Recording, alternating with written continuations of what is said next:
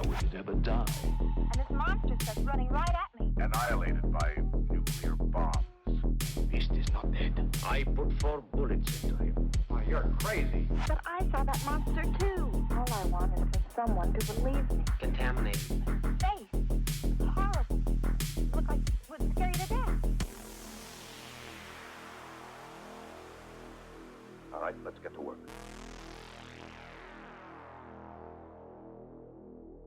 Beyond the shadows.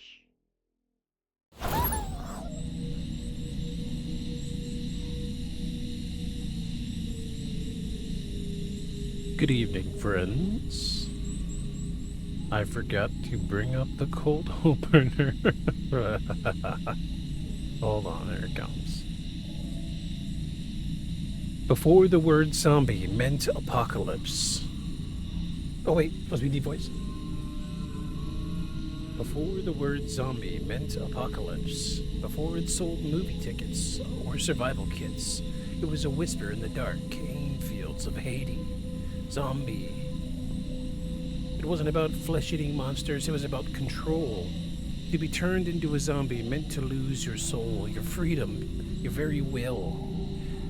To be alive but owned, condemned to labor even after death. In a nation built on the scars of slavery, the idea of being forced back into chains, body moving, but spirit gone, was the purest kind of horror. Over time, outsiders, missionaries, soldiers, journalists, and twisted that fear spectacle. They saw rituals they didn't understand and called them witchcraft, stole the word zombie and turned it into entertainment. But beneath the superstition and the screenplays was something real. The terror of losing what makes you human. And that fear, born in the shadow of slavery, is where the undead truly began. Tonight, on Beyond the Shadows podcast, we're digging up the truth about the living dead. From voodoo temples and government labs to the graveyards where the line between life and death is thinner than you think. Because the question isn't whether zombies are real, it's whether we already started creating them. Wow. Wow. Wow. Yeah, great intro. A little bit better writing. A little bit better writing. The writing's a little bit better. I'm not gonna lie. Not gonna lie. Hello, friends. Friends, Roman, countrymen. Lend me your podcast platforms. Oh, wow, let me just update this right quick. I'm a little, I feel like I haven't done this in like a month. What's going on? What's going on? I don't understand. Anywho, welcome in everybody to Season 2, Episode 38 of Beyond the Shadows podcast. I am your host, Victus, and tonight we are talking about zombies. Yes. You heard that correctly. We're talking about zombies. Yeah. Just setting up one little last thing with this audio, with the soundboard. I want to fade out on that sound.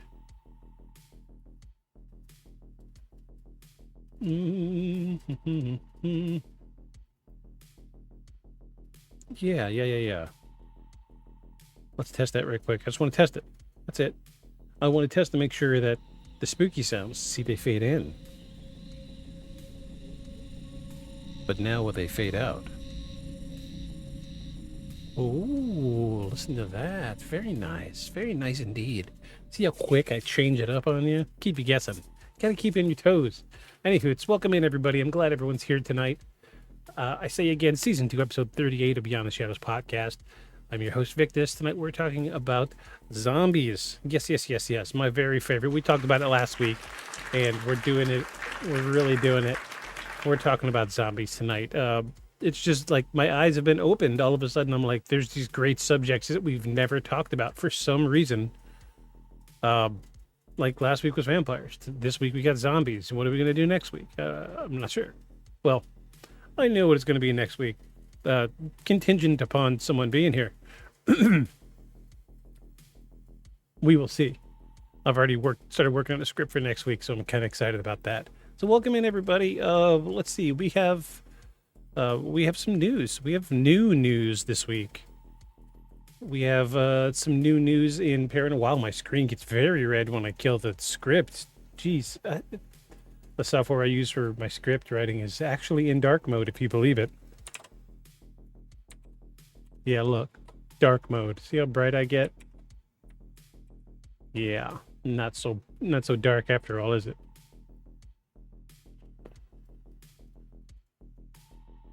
But welcome in, everybody. If you're a regular here, we've got some new we've got a few new redemptions down here. If you're listening to this at a later date and wondering what redemptions are, it's a Twitch thing.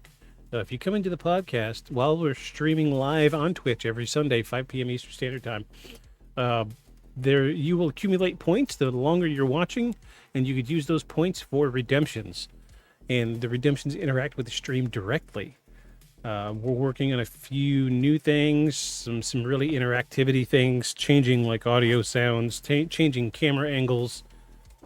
We're just trying to make this a little more interactive for the live viewers. We don't have too many. I mean, all in all, we don't have very many viewers as it is, but doing what I can to make it a more enjoyable experience. So for those of you watching live, check out the new redemptions down below. And if you're watching on Twitch live, there's a bunch of new like interface stuff down below this window that you're watching now. Bunch of new like images and changing the layout a little bit, making things look a little bit more user friendly. We also have some new emotes. Let me see. I think I could drop a few of these in chat. Yeah, look, we've got like animated emotes now. Yeah, check those bits. Ah, jeez. 254 laugh beyond 254 dirt. Yep. Yeah, well, I need to change that so it doesn't read out what the emotes are. But it's a ghost and a heart and got like laughing Frankenstein and a derp zombie. It's good fun. We've got a whole bunch of them. Been working real hard this week on it. But welcome in, everybody. Let's get into it. We have news of the paranormal today. Are y'all ready to get into that? I've been tweaking what I've been using to research my paranormal news, and I think we finally got it to regularly update our information, so we're getting good new information every single week. So here goes. Are y'all ready for this? This is your week in paranormal news.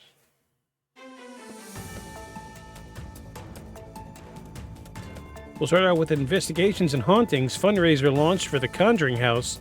Famed paranormal investigator Jason Hawes started the campaign in October 4 to save the house that inspired The Conjuring. He's also already raised over $250,000 to prevent the internationally famous Rhode Island house from being exploited.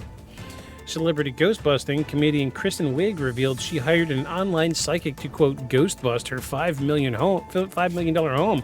She claimed that after the remote cleansing, her home felt different.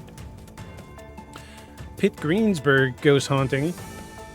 Paranormal investigators visited the Rossetti House on University of Pittsburgh Greensburg campus. Students and staff have long reported strange happenings, and the investigation aims to document potential otherworldly phenomena. A journalist noted how renovations on the historic Rio Grande Depot might increase paranormal activity. The building's cafe has a history of strange occurrences, including disembodied singing and lights flickering. In the other side of the state, over near California, the Ferndale Museum in California is hosting a candlelight and ghost stories tour in October to share chilling tales from the town's haunted past. And surprise, surprise, a new upcoming season of Ghost Adventures is scheduled to premiere on October 15th. First on Discovery Plus, and Zach Baggins and his team will investigate the menacing ghostly activity. And in UFO and strange phenomena news, we have the U.S. coastline. Tennessee Congressman Tim Burchett has claimed that 5 or 6 underwater bases used by extraterrestrial beings are hidden off the U.S. coast. The politician, who is involved in UAP investigations, cites naval reports of high-speed crafts and suggests that these entities have lived in the oceans for a millennia.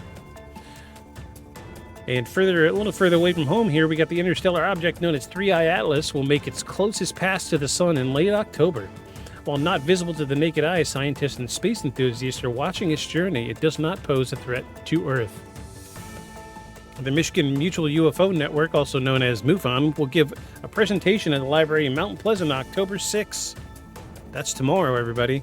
The event will cover local sighting history and investigations.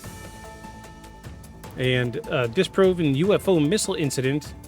Following a congressional hearing featuring blurry footage, speculation spread that the U.S. military missile had bounced off a UFO. A missile physics expert has since explained the object was likely a balloon and not a UAP. Yeah. Right. A balloon. New paranormal content. October reading for spooky season. Paranormal-focused articles highlight new and upcoming horror-themed works, including the Gore Story Collected Midnight Timetable by Bora Chung, an upcoming horror release. Several paranormal movies will debut in October, including Guillermo del Toro's Frankenstein. Looking forward to that. Yes. Really, really looking forward to that. Love Guillermo del Toro is the best.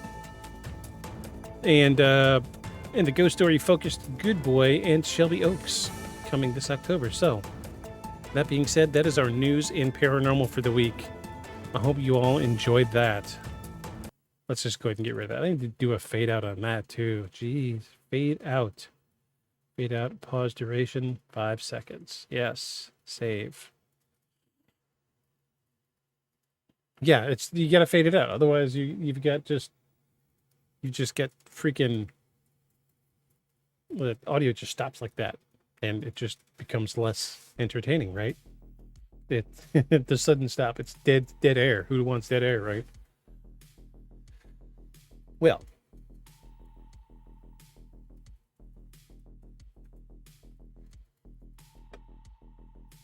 up next is one of the best, most important aspects of this podcast, and it's a silly little thing, but I'm going to keep doing it until somebody tells me it sucks.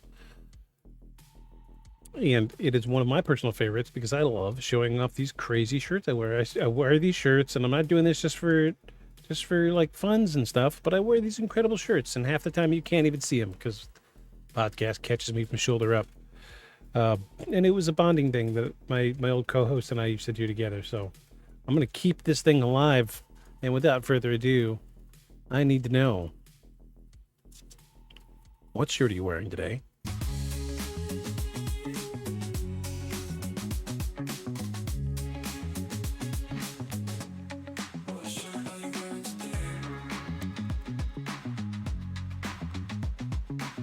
I am wearing a shirt I got for my birthday.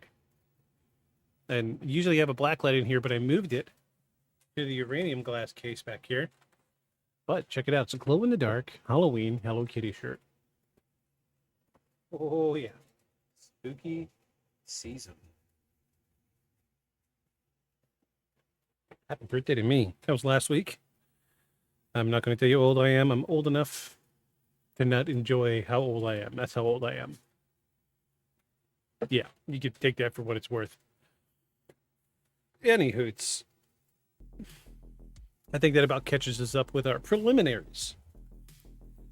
And I say again, if y'all don't like what I do, anything, it's fine. Tell me. You can always email me at beyondshadowspodcast@gmail.com. Beyondshadowspodcast@gmail.com. Email me anything. Tell us what you like. Tell us what you don't like.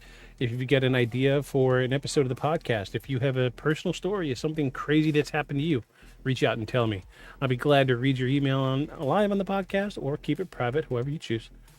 If you don't like the t-shirt thing, you don't like the paranormal news thing, let me know. I don't care.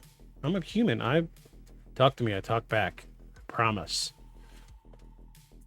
But let's get into it, folks. We're going to dive off into one of my very, very favorite subjects.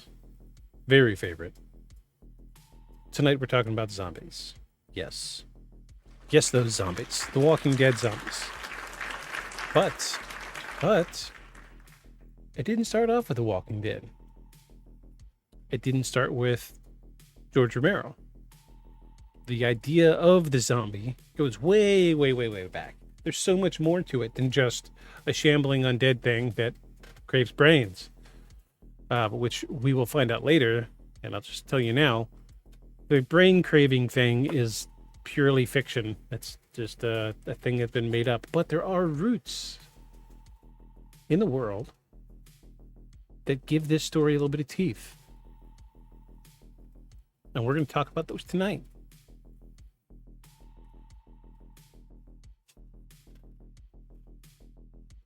So let's get into it. Let's freaking get into it. Are y'all ready? Because I'm ready. I'm ready. I'm a serious diehard zombie fanatic. So this is really scratching an itch for me. Noah's here. Cool. Let's get into it. This is Act 1. The Birth of the Zombie.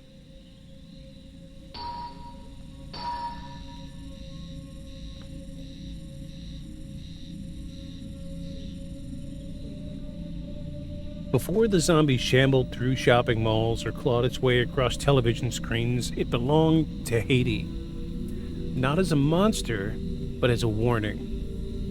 In the mountains and cane fields, among the villages built on blood and survival, the word zombie, Z-O-M-B-I, by the way, didn't mean flesh eater. It meant a person without a soul. Someone taken, controlled, trapped in living death. And to understand where that fear came from, you have to understand what Haiti was built on. In the late 1700s, Haiti was the jewel of the French Empire, producing more sugar, coffee, and wealth than any other colony in the world. But that wealth was carved out by enslaved Africans, worked to death under a brutal system that treated them as replaceable machines. When they rose up, they burned the plantations and declared independence in 1804. They didn't just overthrow their masters, they overthrew the world order. And yet, slavery leaves scars that don't fade. Among the newly freed, the greatest fear wasn't dying. It wasn't losing your soul again. Or no, it was losing your soul again. To die and be enslaved even after death. That was the ultimate horror. The fear that birthed the legend of the zombie. In voodoo belief, every person carries two souls. The gros bon ange, this is French, I'm just going to destroy this, I know this. The big good angel, your life force. And then the bon ange, your little good angel, your consciousness, your personality. If someone could capture that smaller soul, they could enslave your body. The zombie wasn't a mindless ghoul, it was a victim. A human stripped of will and forced to serve. The early stories described the zombie not as rotting or monstrous, but empty. They walked with slow, mechanical steps. They didn't speak. They didn't rest. Their eyes looked glassy, like something was missing behind them. They said a Bokor could steal your bon ange, seal it in a clay jar or bottle, and use your body for labor. There are tales of plantations in the north where at night the overseers worked gangs of silent laborers in the fields, never eating salt, never sleeping under a roof. If one of them ever tasted salt, it was said, they'd remember who they were and fleed home. To the Western world, it sounded like superstition, but to those who survived slavery, it made perfect sense. What was more believable, a spirit curse or another man taking away your freedom? When the first American soldiers landed in Haiti in 1915, they didn't understand any of this. They saw ceremonies, drumming, sacrifices, and labeled it all as devil worship. Journalists wrote sensational stories about black magic and voodoo cults. Hollywood followed soon after. And in 1932, White Zombie became the first zombie movie ever made. It told the story of a white woman turned into a mindless servant by a Haitian sorcerer. It wasn't about death, it was about control.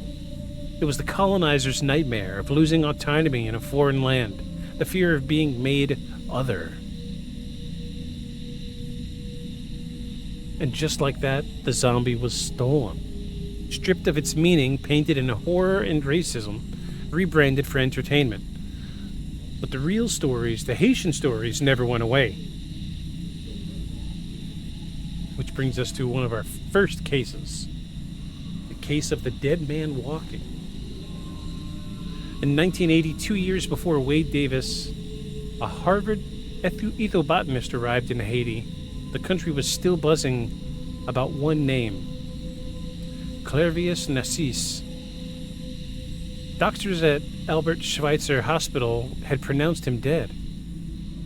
They recorded his pulse, his lack of reflexes, his cessation of breathing. They even took his fingerprints. His family buried him, and yet years later, Narcisse walked into his sister's village alive, quiet, dazed, but very real. He told doctors that he had been awake through the burial, paralyzed, aware of everything, that he'd been dug up by a Bokor and forced to work in a sugar plantation. He claimed others were there too, living dead, drugged and enslaved. The world wanted to believe it was drugs, so Wade Davis went to Haiti to find out. Davis studied the powders used by local Bokors. Inside, he found a cocktail of ground bones, herbs, and one very dangerous ingredient, tetrodotoxin, the same deadly neurotoxin found in pufferfish. In small doses, it can slow the body's function so drastically that a person appears dead. Pulse nearly undetectable, breathing faint, buried alive, later dug up and drugged again with hallucinogens that could be made to believe they were dead. The scientific world was skeptical, but some cases seemed too precise and too consistent to dismiss entirely. And if even one of them was true, then the zombie wasn't a myth at all. It was chemistry weaponized by belief. The idea of the zombie has always been less about flesh and more about freedom. A body without a soul, a person robbed of its identity. It's the same terror that haunts soldiers, slaves, and the enslaved minds. In Haiti, people didn't fear being eaten by the dead. They feared becoming one. A puppet, an empty vessel that remembers who it was but can't stop what it was doing. And in the Western world, we rebranded it, added blood, brought apocalypse. But deep down, that same fear runs beneath every version. The fear of losing control of yourself, of your body, whether by sorcery, science, or system. But the truth is, the zombie was never just about resurrection. It was about ownership. Who owns your body, your mind, your will? When the dead rise in stories, they aren't climbing out of graves, they're climbing out of history, out of the weight of chains and the silence of forgotten voices. And when they look back at us, they aren't hungry for flesh, they're hungry for something else entirely. The freedom they never had. But if the dead can be reanimated through ritual, what happens when science starts to do the same? Very true, very true. So cool. We've broken we broke the seal on this, and right out of the gate, we've got very traditional, the traditional foundation work of what we believe today is a zombie. So it started in Haiti. I remember watching a documentary many years ago. I couldn't tell you how long ago it was. Guy goes to Haiti, and he's told, like, he wants to get into this subculture of shamans and rituals, and he wants to see how somebody makes an actual zombie. So when he tells them, like, look, I'm just going to be outright with you. I want to do this documentary, but I need to be able to bring my camera in. And they said, no cameras at all. But you can come in. So he goes initially to just see the ritual, and the next day he tells his producer, he says, "Man, we've got to get a camera in there. What can we do?" So he ends up wearing like a pinhole camera, like a button on his shirt. Like, you can't tell it's a camera. It's a little hidden thing. And he brings a camera in. And in this documentary, like, geez, like some crazy, like, I say it's crazy because it's just something I'm not used to seeing, but we see, like, ritualistic dancing. There's things being smoked, drinks being drank, lots of loud music playing, dancing, chanting, cram-packed building full of just random people, and the shaman doing its thing over what appears to be a dead body. And later on, it turns out, you know, he does something, feeds this body something, a drink, and then towards the end of their little ritual, the thing sits up. And it's, this guy's eyes are like glazed over. When I say glazed over, I mean like a glazed donut. Like his eyes are milky glazed over. And it's just this. I wish I could remember this documentary. I just cannot remember for the life of me. So this is a real thing. It's heavily documented. Haitian zombies are a real thing. And there have been many reports of, just like White Zombie, Caucasian folks go into Haiti, being, you know, something happened, they pronounce dead, they bury them, and then years later they find them, just kind of like, not like it used to be, not like working a field or anything, but they're like mindlessly wandering the streets, running errands for the person who quote unquote resurrected them. I think there's 3 or 4 like actually documented cases of this happening. So there's something behind it, and like the tetrodotoxin is very dangerous. I can think of a handful of movies. Geez, what was that movie with?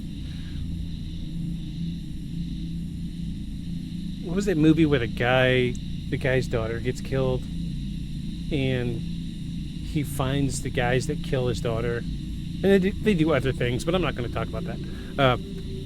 But he finds the people that did all this stuff to his daughter, and a Good Samaritan. That's it, a Good Samaritan with this is Sparta. That guy. What's his name? Gerard Butler. Is that right? But he goes around and gets these guys that got his daughter, and one of the first ways he gets somebody is he has a handgun with, like, on the grip of the pistol, there's a bunch of little needles glued on with tetrodotoxin on it, and tetrodotoxin, yeah, that's right. And he grabs the gun and he's holding it at his head. It's like, give me one reason why I shouldn't kill you right now. And he's like, well, for starters, you can't move. And then he realizes he can't move, and he's just standing there stuck in that pose. And then he peels the gun out of his hand. He's like, well, this is tetrodotoxin that you just stuck into your hand. And the great thing about it is I can do whatever I want to you, and you're going to feel everything, and you can't move. So he straps him down to a chair or to a table and, like, fillets this guy, does horrid things to him, and the whole time he's 100% conscious. This is a real thing. I wonder if it's used in any kind of modern medicine. Let's look that up.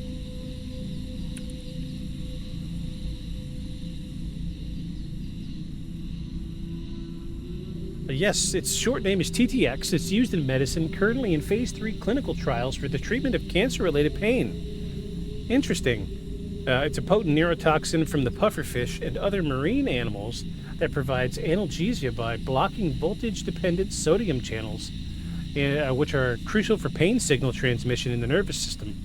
While promising results have been seen in clinical trials, more research and larger studies are needed to confirm its efficiency and safety for widespread use. Cool. It's good to know that they're using it for something other than a nice plot device. I didn't know they were actually using it for medicine of some kind.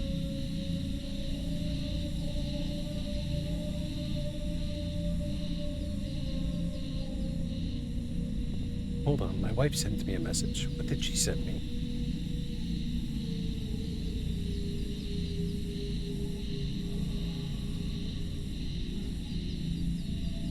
I will have to read this shortly. It's a big article. So cool, that's the end of Act 1.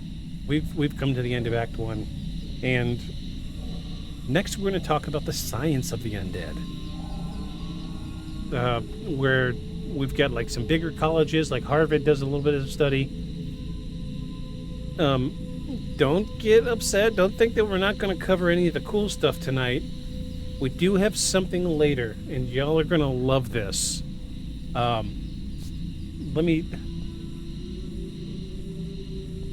me see exactly what it's named. What is it? I called it. It's got a. Okay, yeah. All I'm going to say is, and we're going to cover this later, for those of you listening and watching it at home or listening on Spotify, Apple Podcasts, what have you, Conplan 8888. That's all I'm going to say for now. I'll let you Google that while you're listening. Enjoy that. We're going to go over that later. So let's get in it. Act 2. So when we talk about zombies, we usually talk about the supernatural. Dark rituals, old curses, the whisper of Bolkor's chants drifting through the trees.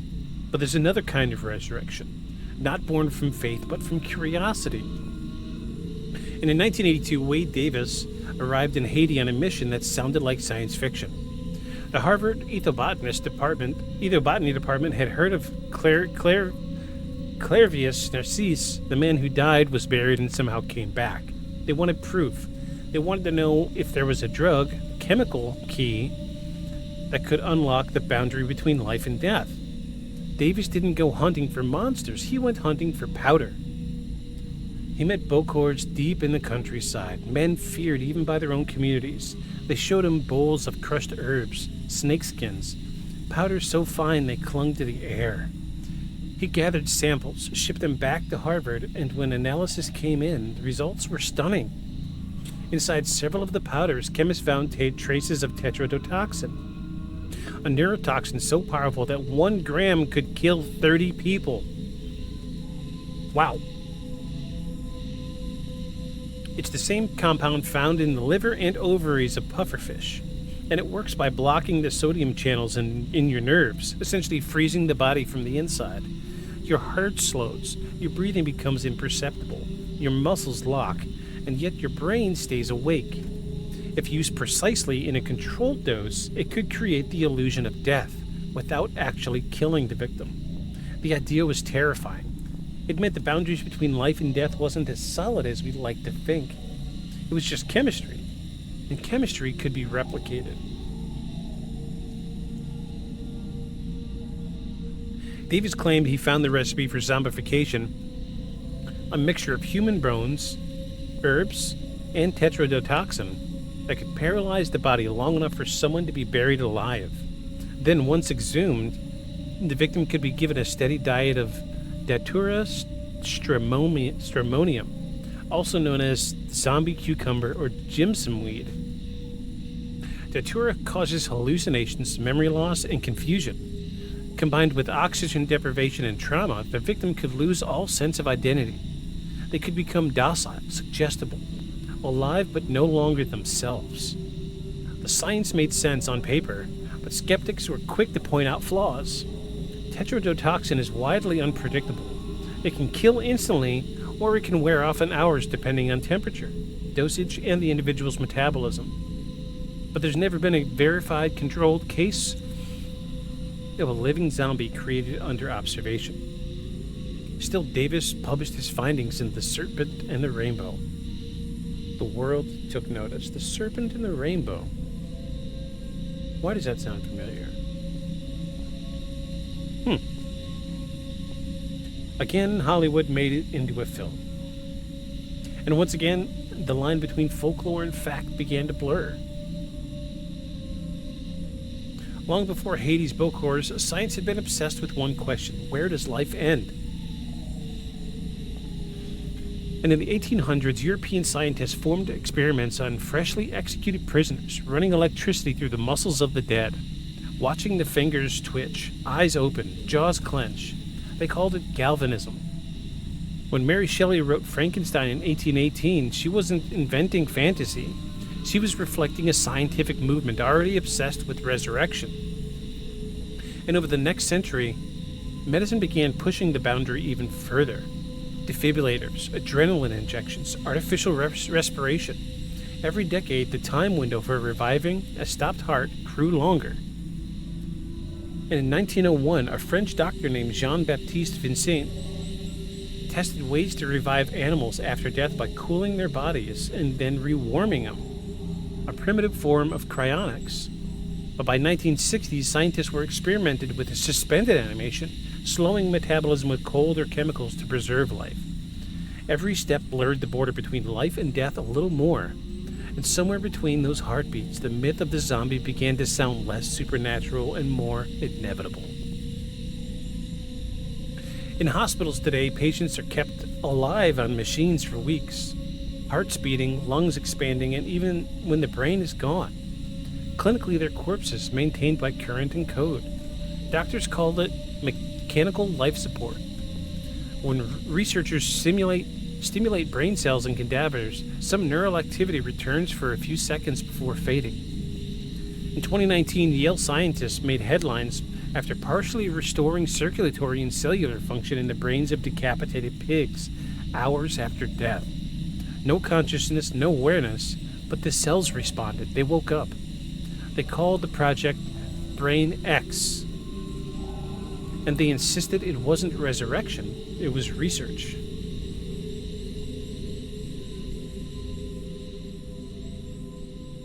Still, it raised questions no one wanted to answer. If we can reanimate the tissue, how long until we reanimate the mind? And if we can bring back the mind, what exactly comes back with it? Which brings us to the Frankenstein dilemma.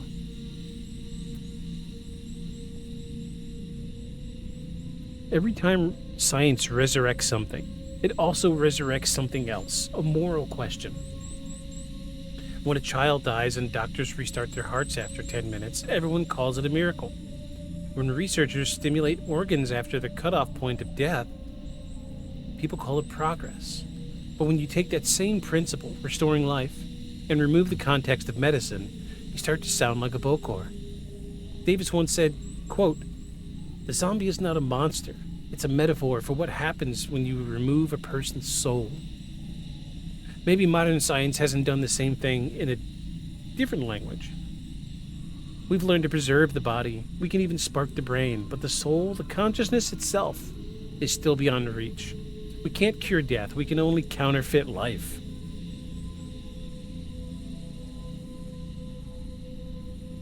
In recent years, the dream of resurrection has gone digital. Projects like Eterna.me and Replica attempt to simulate a person's voice, behavior, and memory using artificial intelligence trained on their data.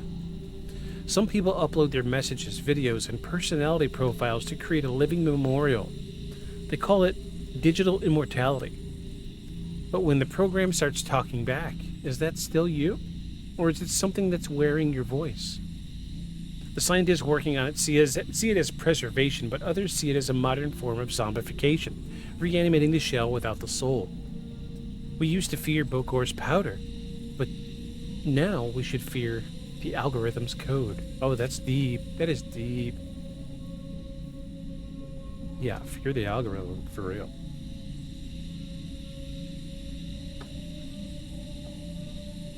The algorithm drives me crazy. Like, come on, don't give me a bunch of Taylor Swift stuff just because I accidentally clicked on one of her pictures.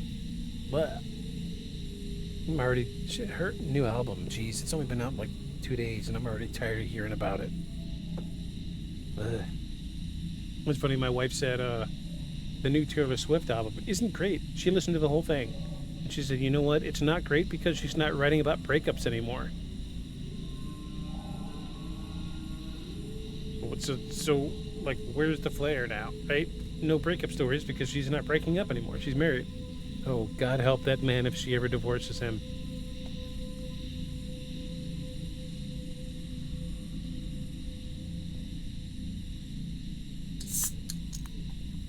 Oh, yeah, there's another one. We've replaced the drums of the voodoo ceremony with the rhythm of a CPU fan.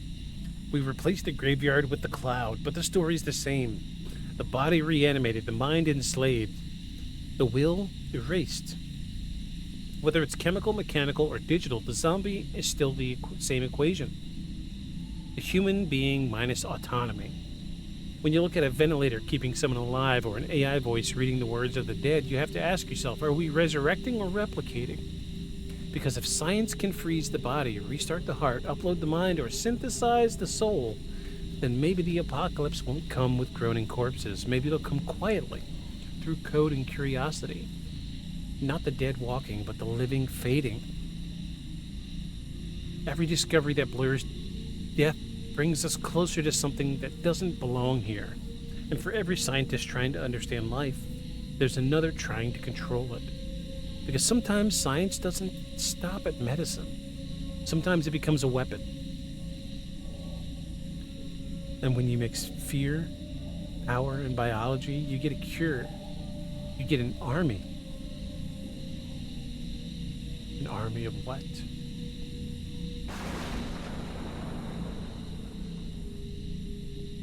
Which brings us to the end of Act 2. That's the end of Act 2, everybody.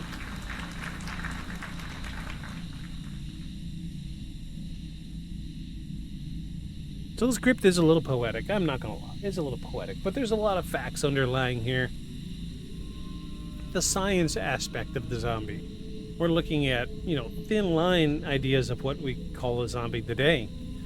The idea that an AI can replicate a human, I wouldn't necessarily call that like a new social form of zombification. It's AI. It's a computer. It's running. The computer can only do what you program it to do, right? That's not zombification. I can't help but think about, what was that Johnny Depp movie? Transcendence, where he uploads his consciousness. Yeah, well, until we get to that point, I don't see it being anywhere near zombification. But it brings up a question. If your consciousness is completely uploaded to the cloud, and you're still functioning, you're still kind of stuck in that shell of only doing what you're allowed to because of the program, right? So, yeah, that sounds like zombification, right? You're enslaved by the code at that point. It's a really interesting concept. Really interesting.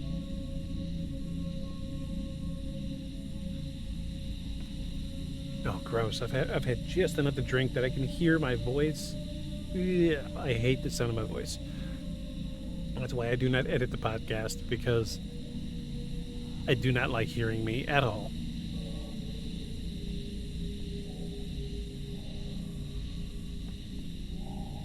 So we've come to Act 3, everybody. Act 3, military mind control and pandemics. Yes, you heard me correctly. Let's get into it. Act 3.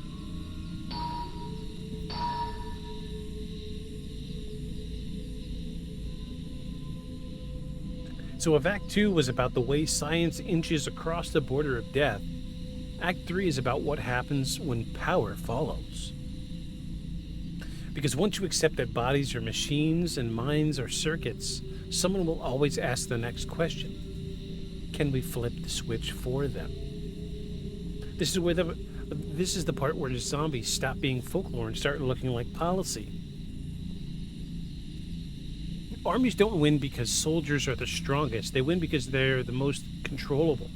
Disciplined, coordinated, and synchronized under fire. For a century, the greater powers have been searching for ways to tighten that control, to harden nerves, erase fears, stretch endurance, and if they could, override the human will. Zombies haunt that question like a shadow. Not in the Hollywood kind of gnawing on flesh, but the Haitian terror reframed. A body without autonomy. A human that moves, obeys, and persists even long after the soul has been sidelined. In the 1950s and 60s, the CIA ran a cluster of projects under the banner MKUltra, which you can go back and, let me see. I actually have a list. Let me give you the exact episode.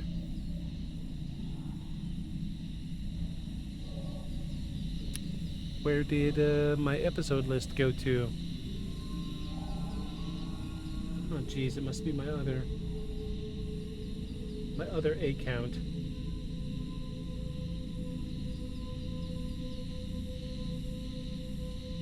It is not my other account. Wow, I don't know what happened to it. It was here. Dang it, I just made this list a couple weeks ago. Buff. Well, anywho, it was season 2. Let me see if I can pull it up on YouTube right quick.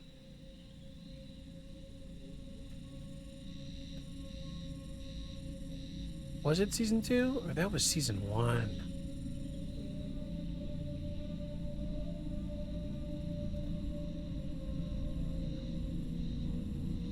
Yep, it was season 1, episode 26, MK Ultra. So we covered season 1, episode 26. Sorry, hit the notification on YouTube, which is weird. Oh, cool. We had somebody comment on one of our shorts, one of our older ones. That's funny. It was one of our older videos of what we thought was like a gremlin sitting at the top of a telephone pole. He says, "Hey, it's the Johnsons." Commented, "It's my brother and an owl." That's funny. That's funny. But no, it was season 1, episode 36. We covered MK Ultra extensively. We did a full 2-hour episode on that. So go back and listen to that if you like the idea of what we're about to talk about here. Under the banner MK Ultra, we know the bullet points: psychedelic, sensory deprivation, hypnosis, enhanced interrogation, black sites, front organizations. The state aim was defense, but under mind control, so you can resist it. Or to understand mind control, so you can resist it. The operational reality often blurred that line. Subjects were drugged without consent. Some were broken. A few never recovered. The agencies wanted to map the nervous system like a city grid, find every traffic light, and to learn to make them all turn green at once. The dream wasn't resurrection, it was compliance. And if you strip away the exotic acronyms, the redacted paragraphs, then what remains is a chillingly simple story. What combination of chemistry, context, suggestion, and stress can make a person act against themselves? And isn't that a zombie by another name? Just saying. Yeah. The body is a stack of dials. Turn cortisol up, fear surges. Turn sleep down, judgment blurs. Spike dopamine, motivation jolts. Drip oxytocin, trust floods in. None of this is supernatural, it's plumbing. And militaries learned long ago that you can tune performance with routine and environment alone. Cadence, drills, call and response, deprivation, reward. But imagine you could do it with a vial. Stimulants push soldiers through exhaustion. Sedatives slow the panic. Hallucinogens, unmoor perception. Beta blockers steady the hand. None of these are mind control, but they are mind context. The weather system inside which decisions are made. If a Bokor's powder is crude master key, excuse me. If a Bokor's powder is a crude master key, the modern arsenal is a ring of picks. More precise, more deniable, more repeatable. Which brings us to Unit 731. Go, get ready for this. Ooh-wee, get ready for this.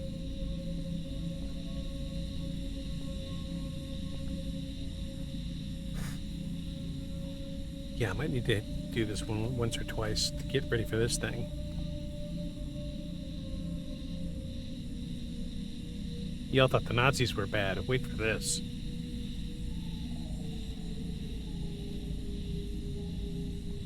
In the 1930s and 40s, Imperial Japan's Unit 731 performed human experimentation at an industrial scale.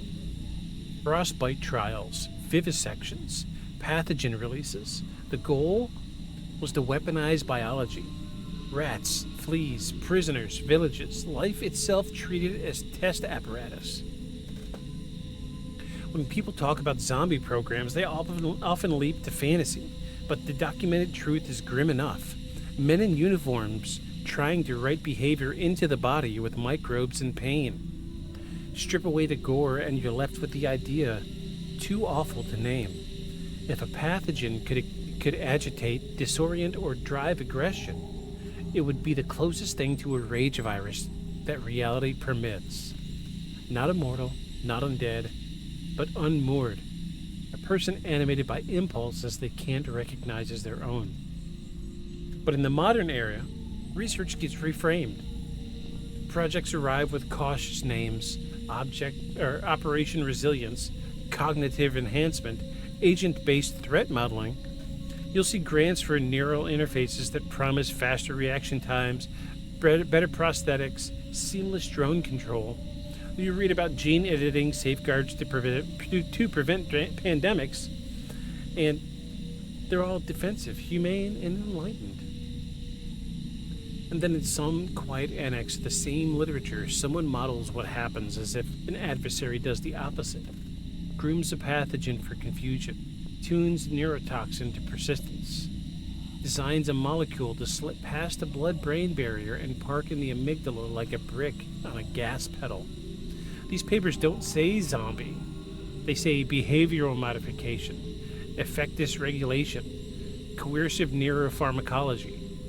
But if you translate it, the silhouette is familiar.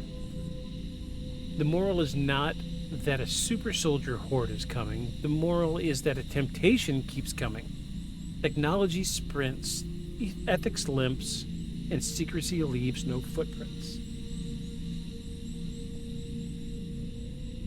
So a virus doesn't care about politics, it cares about replication. And to do that, it must be program behavior of cells, of hosts, sometimes of entire species. So to give you an idea what I'm getting at here is we have viruses that act like what we come to understand as today, speaking colloquially, is the equivalent in the real world of what the actual zombie virus would be. And the first one is not quite what you think. Or maybe it is. And you'll see why this one is used so heavily in movies, because it makes the most sense. Alright? It's not just a regular old virus that just makes people a little sick. It's something else. But we're going to talk about that here in just a minute, after a quick break. Don't go anywhere. We'll be right back. Hello, friends. This is your host, Victus.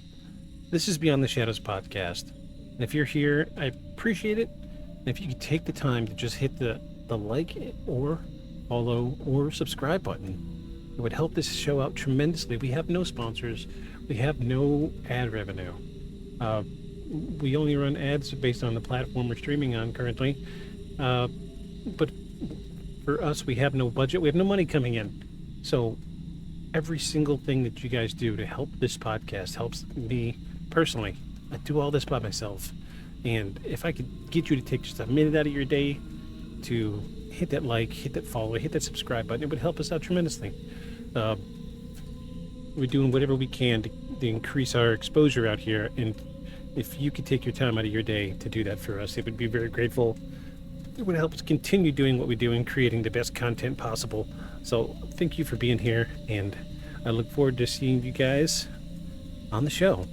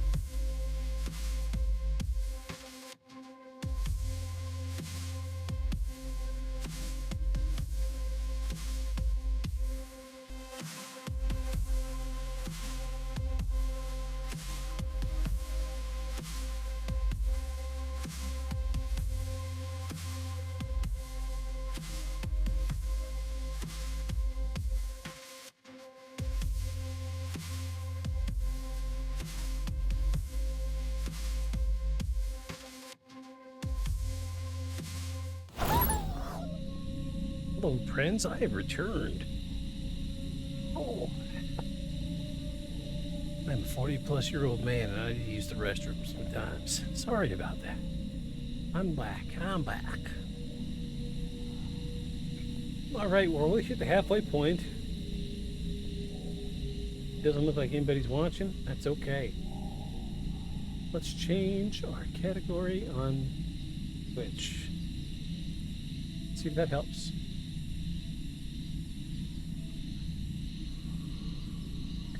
Doubt it's gonna matter, but that's okay. Have a little sip of this here beer.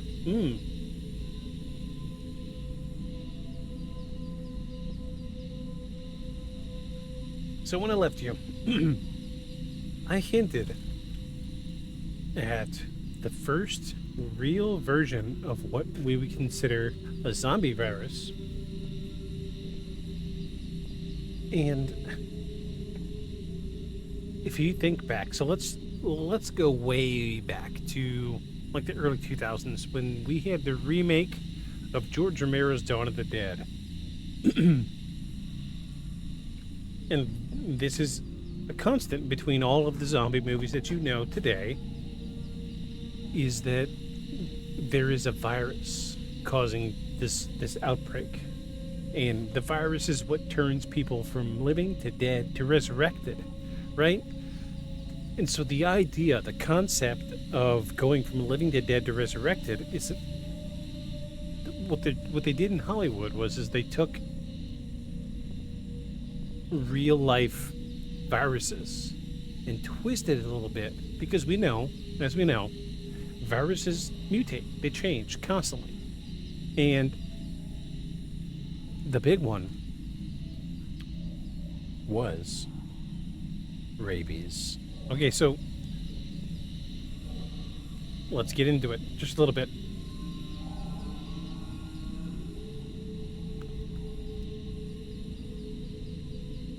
Rabies is the classic parable. It claws up the nerves, inflames the brain, writes a script, fear of water, hypersensitivity, violent outbursts, biting, a pathogen evolving toward a single punchline. Transmit yourself by turning the host into a vector. So essentially what we're dealing with is, if you have an animal that has rabies and it's bad, its brain chemistry literally gets changed into something that of a zombie. It wants to bite, and the only purpose of biting is to transmit the virus. Animals get this all the time. It's naturally occurring in nature. It's generally transmitted from one to the other through a bite. However, rabies is scary. We heavily vaccinate our pets today against rabies simply because they are larger animals and that they have very sharp teeth. They're very good at biting. However, we see a lot of like rabies infested like raccoons, smaller. I don't want to use the word rodent because they're not really rodent like animals, but smaller animals are really better at transmitting the rabies virus. Think back to the bubonic plague. The plague was really spread through rats, because rats would take a couple bites of you and then run away as soon as you woke up, right? Rats are just one of the worst virus spreaders there are. This is the big reason why we have the stigma today that we don't want mice in our homes, because mice, rats, anything in the rodent family spreads disease. This is back to what we talked about last week, how folklore will affect our perception from day to day.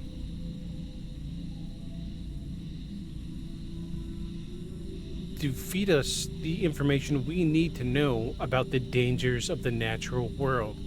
So we talked a little bit last week about like, how do we mark an area that has radiation for future generations that may or may not be able to read English or whatever language. How do we tell them that?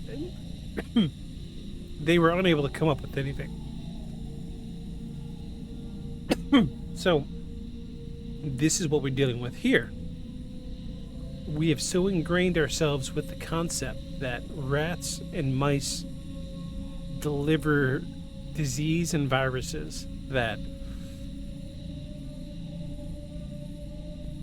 unless they're kept as a pet, we don't want them in our homes.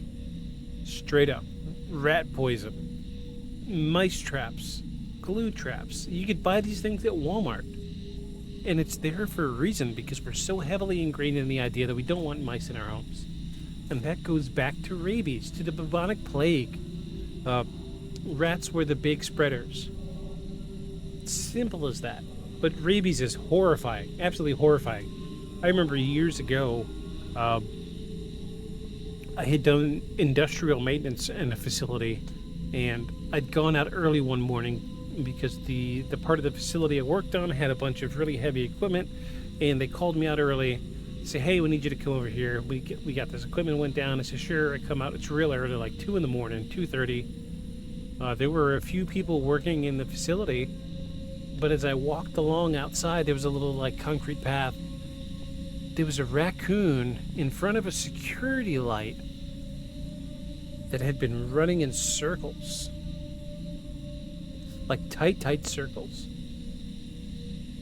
And this raccoon had ran in circles for so long that it made a ring in the grass from it running in circles. And we found out later that this raccoon had rabies. So we had a real big raccoon and possum problem here at this facility. So we would actually trap them, and we would take them way off of the facility. And once they were out the facility, we would let them go. But there were a few that if they got rabies, you know, you kind of got to do the right thing sometimes and put them down. So when I found out that that one had rabies, I was like, is that how they act? You know, with rabies, you get heightened aggression, but then you get like schizophrenic behavior, like unpredictable behavior. Like, so this one raccoon was just circles, like no bigger than the seat of my chair I'm sitting in. Real small, tight circle. I will never forget to this day seeing that raccoon running in circles. When I say circles, it wasn't a big circle, not like this. It was a tight circle, like a 12-inch circle. Like no bigger than like a life preserver. It was a small, tight circle, and it ran so many circles, it left a ring in the grass. Can you imagine how many times it ran around in that circle? How long it did that? I couldn't even fathom. But eventually it had died, and we took care of the body and disposed of it appropriately. But rabies is scary. This is what rabies does, and so we ended up having that raccoon tested, and it did have rabies. It becomes aggressive, and all it wants to do is it makes the brain want to spread the virus, right?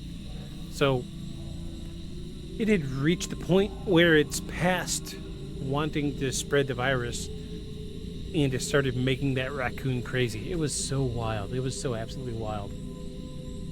It's just, yeah, you have no idea some of the things that rabies-infested animals can do.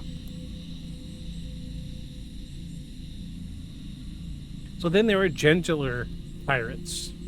Toxoplasm gondii, for instance, can change rodent behavior so mice don't fear cats. They become reckless, drawn to danger. The parasites ticket to a feline gut. So in order to spread to a larger host, this virus will cause its victim, its host, to be reckless and drawn to danger, to be eaten and further its existence. Because that's what a virus does. It's all a virus wants to do is replicate. It makes me think about our next one. And I'm gonna, before I talk about this one, A lot of people are going to know this one. I know it. I know it.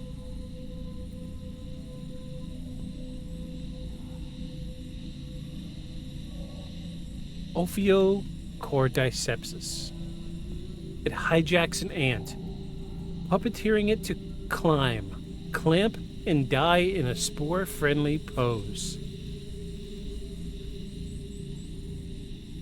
Alright, so you're like, Ophiocordycepsis, what is that? I've never heard of it. Yes, you have. Okay, so if you can recall the opening sequence of Last of Us. Ooh, yeah, you got it now. You got it now. So this is a fungus that's viral in nature that will attack the brain and nervous system of an ant. And what it does is it replicates enough in the brain to hijack the ant. It climbs to the highest point that it can get to, and then it fuses itself to the leaf. And then once it's fused to the leaf, the fungus grows out of the head of the ant. And eventually, the ant explodes into spores, because that's how funguses grow, right? Spores, not seeds, spores. The fungus grows and explodes into a puff like a smoke. And that's not smoke, it's a grouping of spores in the air. So let me show you these pictures. Yeah. You're going to be like, oh yeah, this is Last of Us all the way around. Check this out.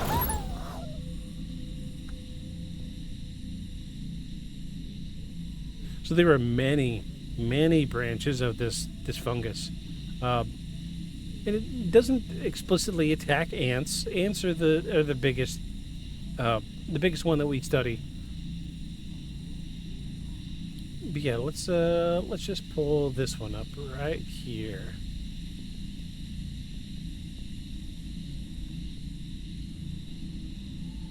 I want to open image in new tab. Wait, go back.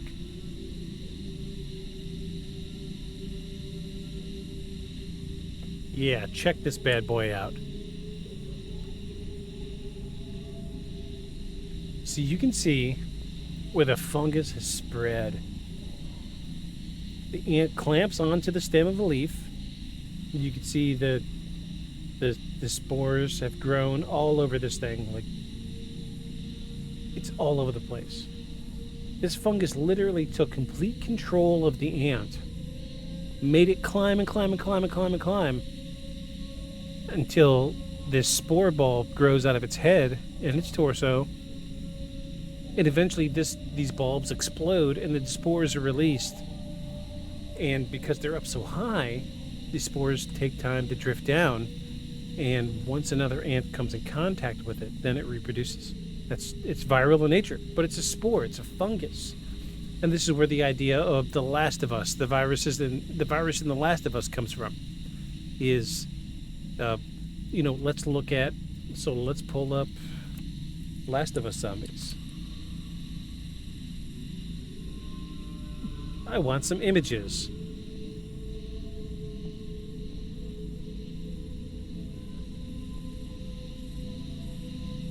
Here we go. Yeah. So these are the same thing. The idea, the concept is it's a mutation of that same fungus. That it makes this mutation spread to humans. And what you're seeing is these growths are the fungus growing out of the human host. And that's why you had those heavy zones where you couldn't go in without a gas mask, right? You put your gas mask on because it's filtering out the spores. You did not want to breathe those in. Last of Us. Now you understand. This is real. This is not a fake thing. This really happens. This spore takes over the host, goes to an area where it can easily infect others, and then explodes. Simple as that. Alright? let's move forward.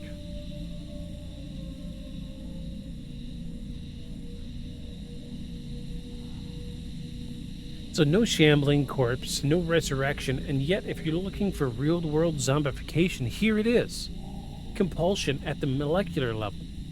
Now imagine a human-scaled analog, a pathogen that narrows the world to an impulse, rage, pursuit, panic, and that erases memory, fragments of identity, and flattens empathy. Not a cinematic plague, a behavioral one. So pandemics put pressure on everything. Hospitals, governments, patients, sanity. In that pressure, strange stories breed. People moving in glassy, slow motion through ER corridors. Patients rising from gurneys after being pronounced. Morgue drawers sliding open. Most have mundane explanations. Sedation wearing off. Misread vitals. Anoxic brain injuries that leave the body reflexive and the person gone. But a handful of events get retold with ritual regularity. A naked man on a highway, a brawl where a bite replaces a blow, a small town where everyone seems a little wrong for a week. These aren't a proof of the undead. They're a proof of how thin the human operating system can become under stress, drugs, and infection and fear. A city drifts a few degrees off true north, and suddenly the familiar looks like an invasion. If the Haitian zombie was a metaphor for enslavement and death, then the modern zombie is a metaphor for systems failure during life. An organism or a society running without the parts that make it human.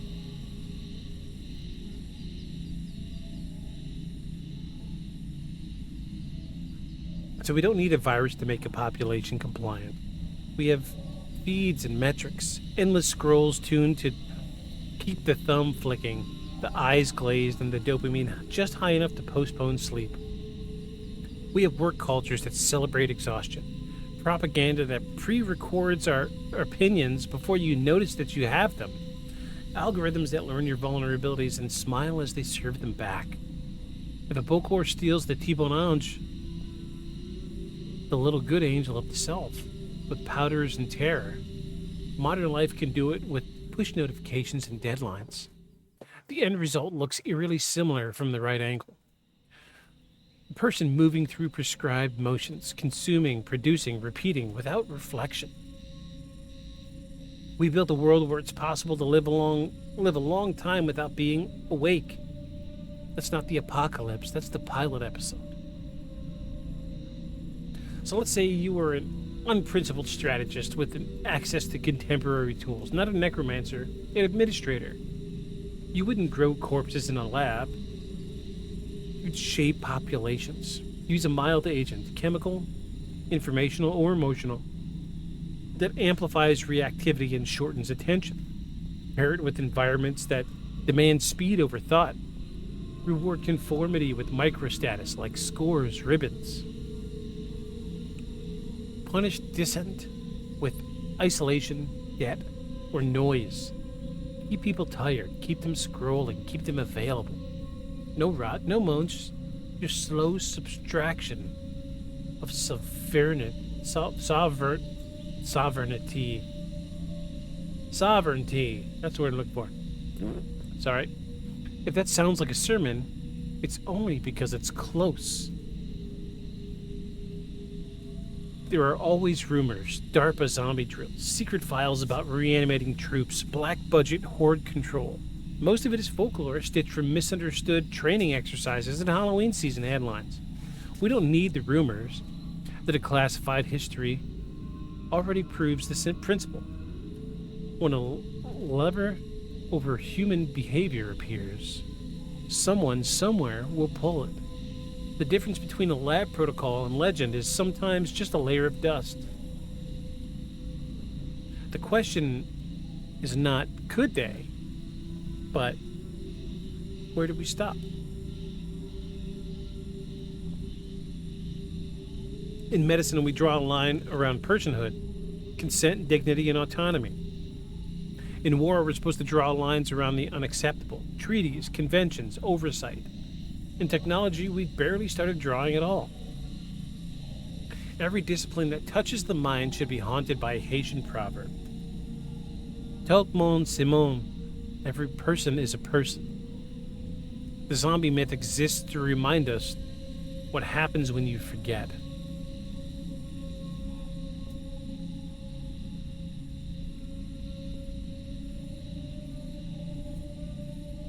So check it out.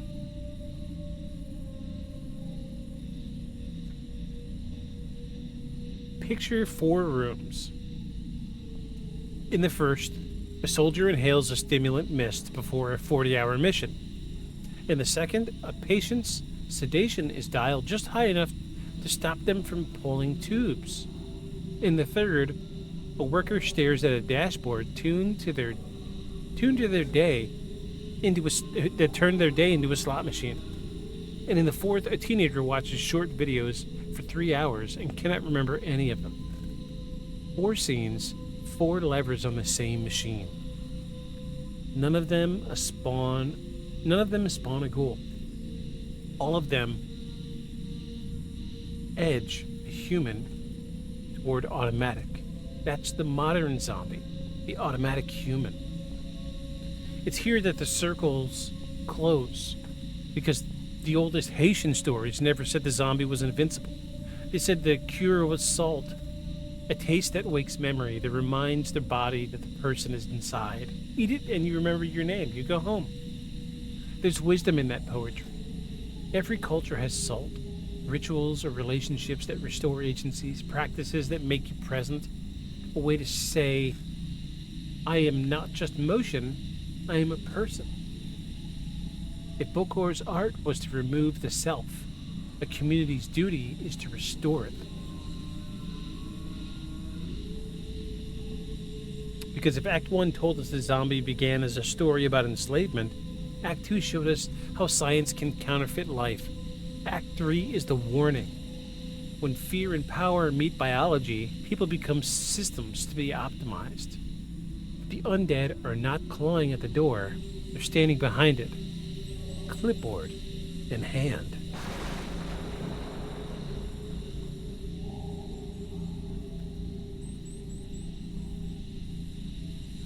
So next, we're leaving the labs and the war rooms for places where legends breathe. Morgues, ERs, street corners at 3 a.m., and the moments where a camera phone becomes a witness. The cases you've heard, the ones you wish you hadn't, the so-called zombie attacks and the resurrections from the slab. We're going to listen carefully to what's real, what's rumor, and what those stories are trying to warn us about. Which brings us to the end of Act 3. All right, so that was a lot. That was a lot to take in. We touched on everything from scientific to collegiate to military to governmental understandings, ideas of what a zombie really is. Which brings us to my cherry on top, my very favorite point of this podcast today. Oh, geez, I love this. I love this so much. So we're covering more than like the scientific concept, the aspect of what a zombie is, all right? Now, I said this last week, and I'll say it again, and I'm going to pull this up so I can show you all. I will show you.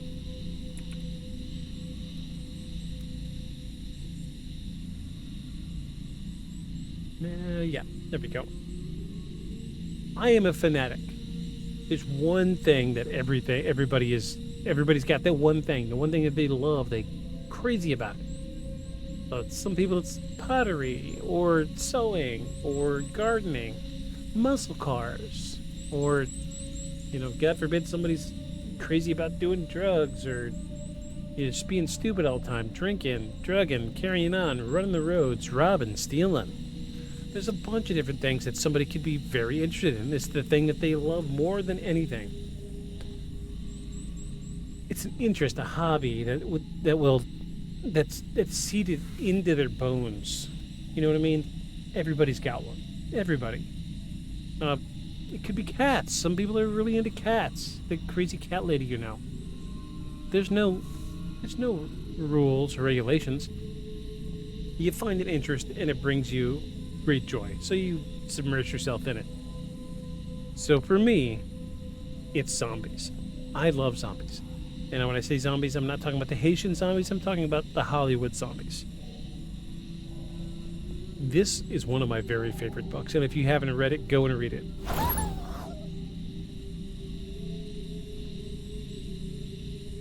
This is the cover of the Zombie Survival Guide, written by Max Brooks. You might be saying to yourself, Max Brooks, why does that name sound familiar? Because Max Brooks wrote the book World War Z. We've all seen it. One with Brad Pitt. The book was a little different, sure. The book was more. The book was called an quote oral history of the zombie apocalypse.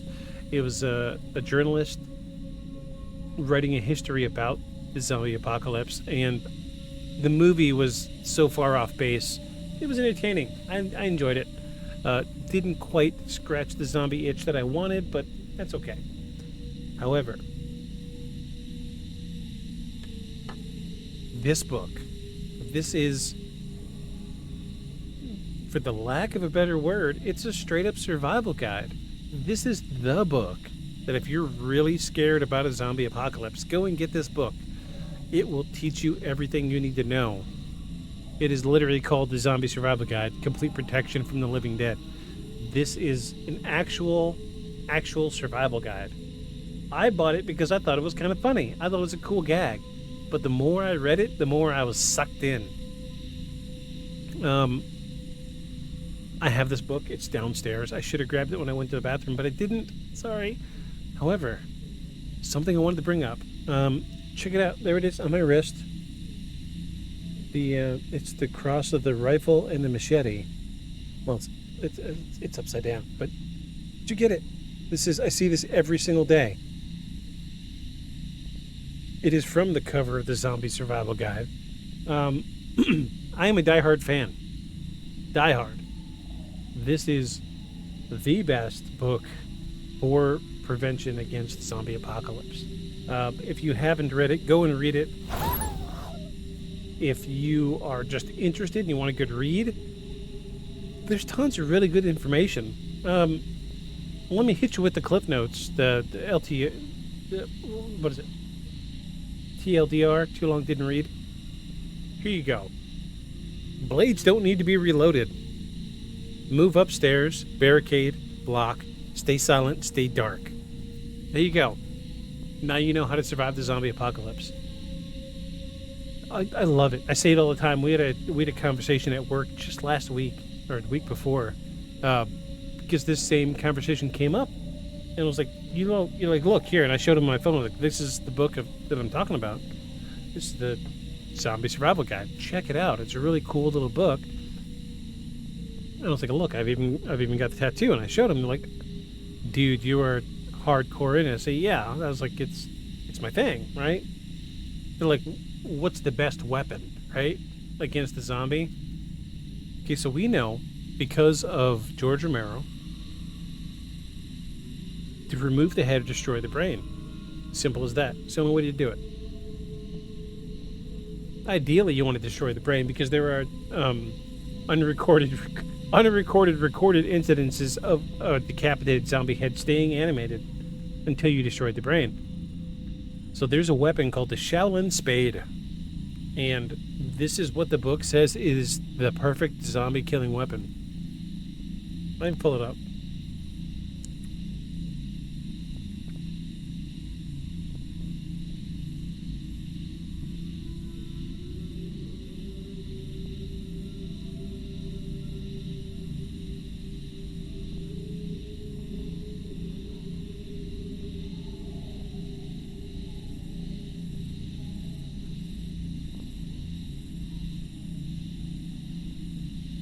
All right, here it is. Check it out.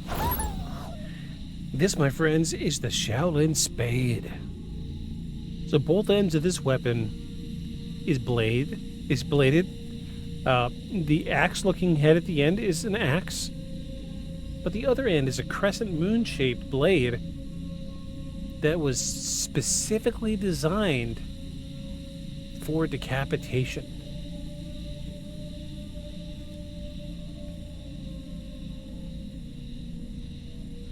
This is the best zombie weapon there is. It's long. It's got a long handle. The important part is reach. You don't want to deal with zombies up close, right? You want to keep them away from you. Let me see if I can find a video of somebody using a Shaolin spade.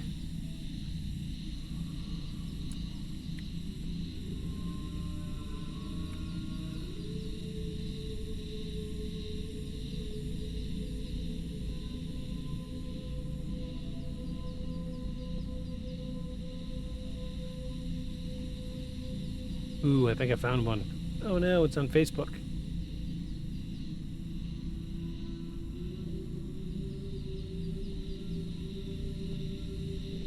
Yeah, this guy's just just jabbing with it. He's not doing anything. Okay, let's find something else. As soon as we get through this ad. Oh my gosh, this ad.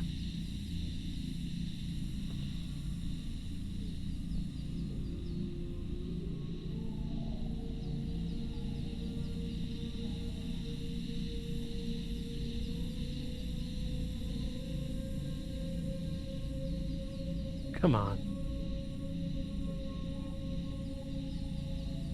See, yeah, he only has half of the spade.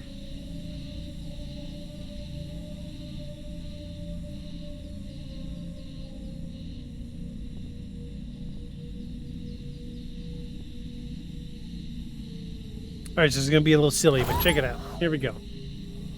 This guy's physically using a Shaolin spade, so it's a two-part weapon, and they actually twist together at the hilts, and you get twice as long. So look, this guy's average height. I wonder if he twists them together. Does he bring them together? So look at that. Geez, that thing's right about the size of a human neck.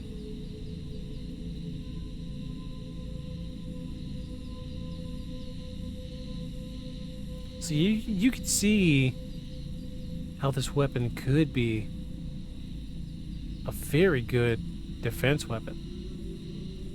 See, like, he doesn't use the crescent moon part of it at all. Unfortunately, there's a tremendous amount of videos on YouTube of people just kind of like whipping it around looking fun. Oh, yeah. This guy's a real-life professional. I was really hoping for some like actual... Oh, wait, here we go. Yeah, wait, this might be it.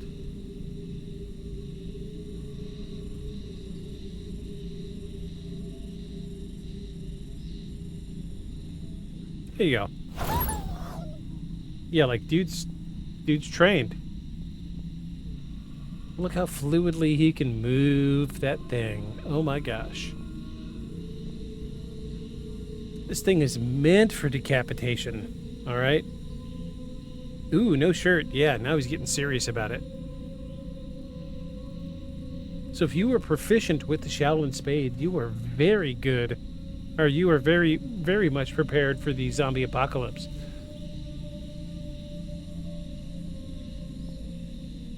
Yeah.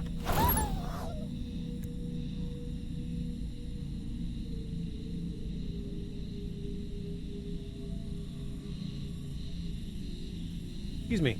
I sneezed. Yeah, like 19 sneezes in a row. Alright, so that's the Shaolin Spade. Alright, we spent about 20 minutes talking about it. But before I go much further,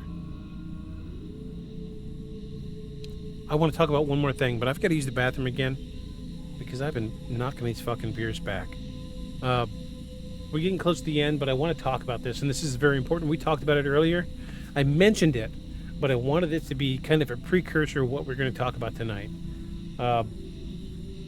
Don't go anywhere, because next we're going to talk about Con Plan 8888. And if you don't know what that is, go ahead and Google it while I'm using the restroom. Don't go anywhere, folks. Here we go. Get ready.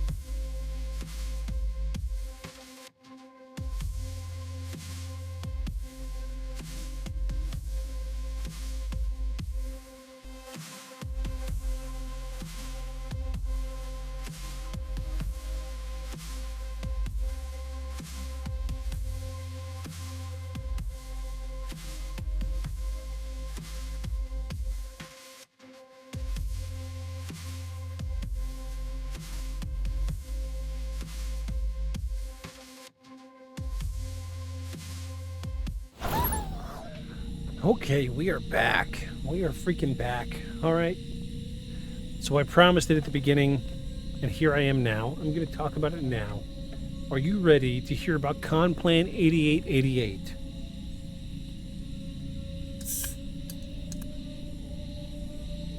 Okay, so we don't have the official year that this was written. However, it has been declassified.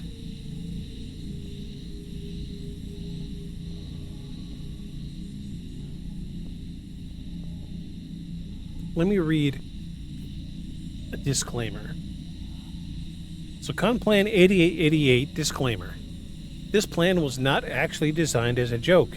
During the summers of 2009 and 2010, while training augmentees from a local training squadron about the JOPP, members of the USTR, the US Stratcom component, found out by accident that the hyperbole involved in writing a, quote, zombie survival plan actually provided a very useful and effective training tool. Planners who attended the JPME-2 at the Joint Combined Warfare Fighting School also realized that the training examples for plans must accommodate the political fallout that occurs in the public. The general public mistakenly believes that a fictional training scenario is actually a real plan.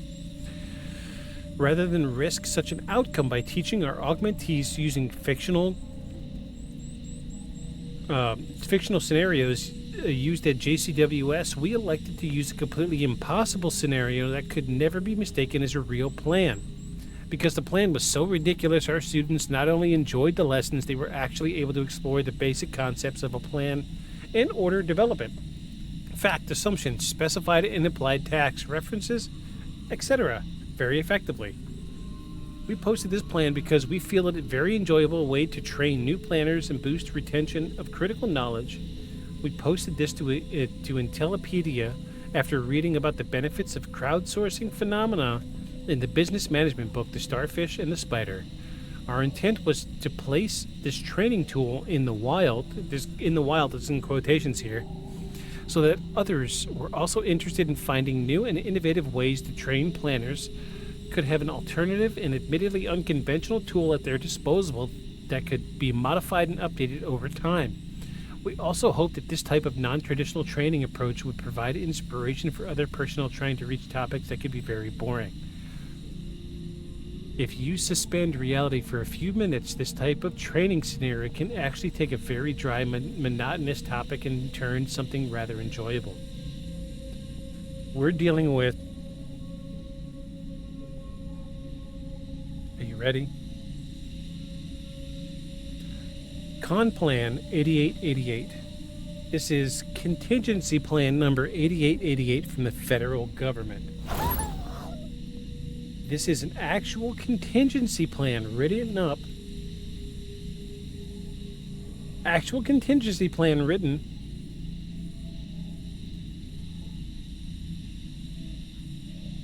in the event of a zombie apocalypse. This is a declassified government document.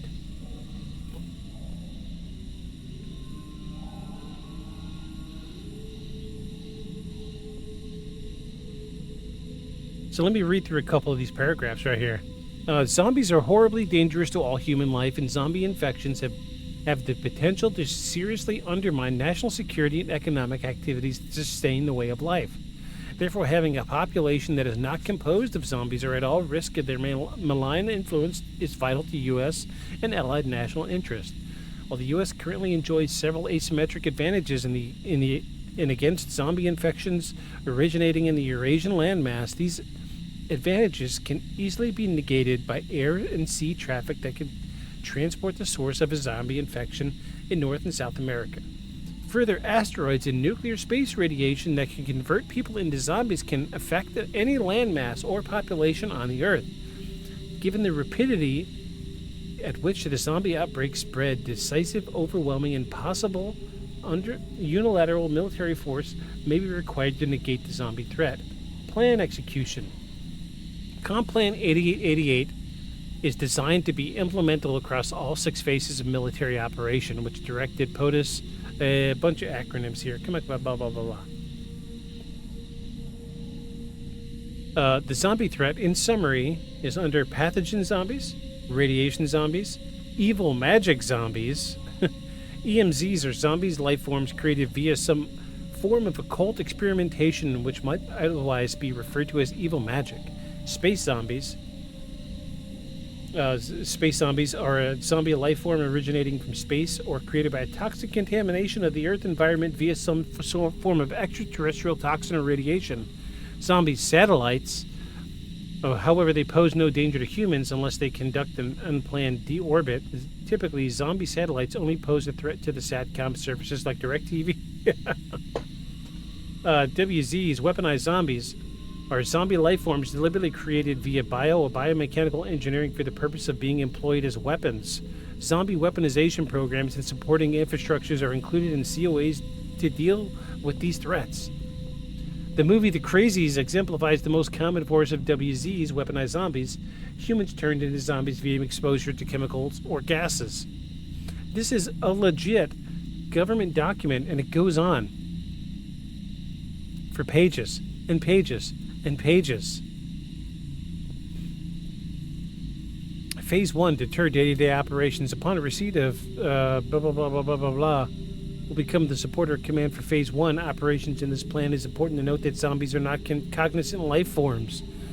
As such, they cannot be deterred or reasoned with in any way. However, there are zombie-inducing forces that can deter it from form further action. These forces include, but are not limited to, the nation-states and terrorist groups with the WMD programs, unethical bio-research companies. To meet deterrence goals, these companies will conduct large-scale trainings to demonstrate the ability to survive and operate in toxic, contaminated environment. IoT determined nation-states for pursuing development and deployment of zombie-creating pathogens, toxins, or similar capabilities developed by nation-states, large corporations, or terror criminal groups. This goes on and on and on and on. This is an actual military document. What to do in the event of a zombie apocalypse. I'm not joking, you people. This is real. They thought about it. They really thought about it. And it just keeps going. What have we got? 31 pages? Considerably short for a government document, but all the same. I mean, every little detail you can think of. There is even, and I've said this last week, there's even a contingency. I wasn't able to pull this one up because I was so spellbound by this one. There's even a contingency plan made in the event of a chicken zombie apocalypse outbreak. It's a real thing. And to be fair, it's in the disclaimer. This was a group of trainees learning on how to build a contingency plan. Well, they went with something they knew, right? However, there's some details in it that just a little unsettling. Like they've thought of things like space zombies, satellite zombies. It feels like, and this is just my conspiracy brain talking. Ancient astronaut theorists proposed. It feels like that there are some of these things that are brought into the research solely because it could be something that exists today. Simple as that. We have an actual government contingency plan of what to do in the case of a zombie apocalypse. So don't think the government's just going to simply collapse like it does in all the movies. Excuse me. We have contingency plans. We do. We actually do.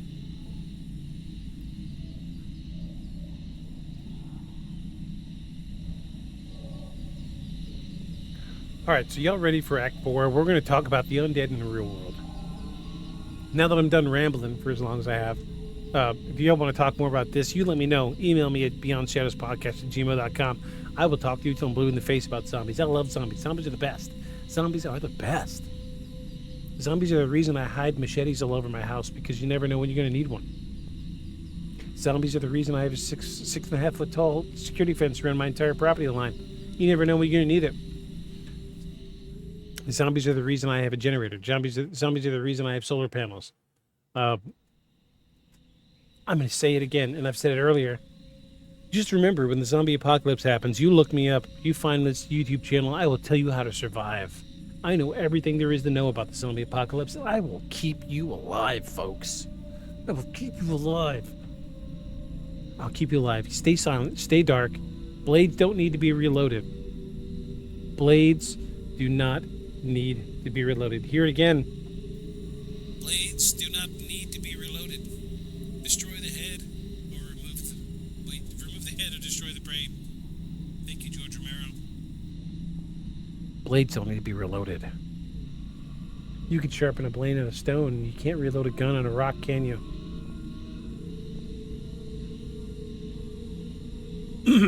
Just remember that. And for those of you who are thinking like, oh, that's dumb, it's silly. No, I'm going to get a shotgun. I'm going to blow every one of them away. But if everybody in your town is a zombie, but you, 10,000 plus folks, you shoot off a gun. You're done, buddy.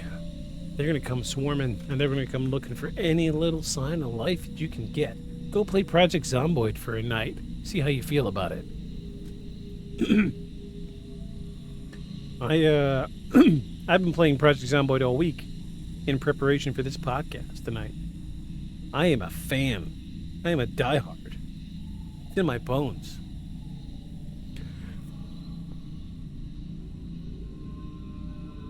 I ain't new to this, I'm true to this. That's right. Alright, well, we're going to get into Act 4, everybody. The undead in the real world. These are incidences that have occurred in the real world that may or may not have been zombie related. Did we dodge a zombie bullet? I don't know. Let's find out.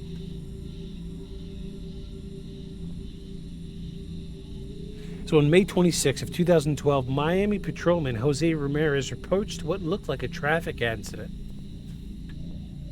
Under the sweltering midday sun, two men lay on the pavement, one naked, one motionless. When Ramirez stepped closer, he realized the moving one was biting the face of the other. He ordered him to stop.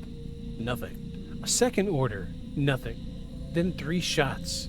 Even after being hit, the attacker kept chewing. Within hours, tabloids had christened it the Miami Zombie. Toxicology found no bath salts, just trace of marijuana. Medical experts called it psychosis. But the body cam footage, half man, half animal, oblivious to pain, seeded something older than science, the fear of the uncontainable body. The autopsy read, quote, acute excited delirium. The internet read proof. So now I'm curious. Can I find this video? Was there body cam? Yeah, there was body cam footage. Am I gonna get dinged for playing this video?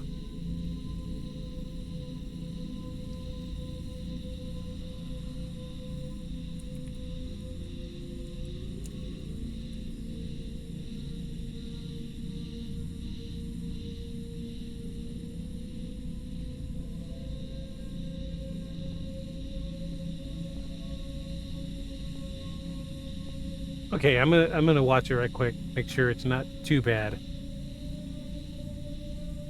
Because if it's not too bad, I'm just gonna show everybody. It might be worthwhile. It might be.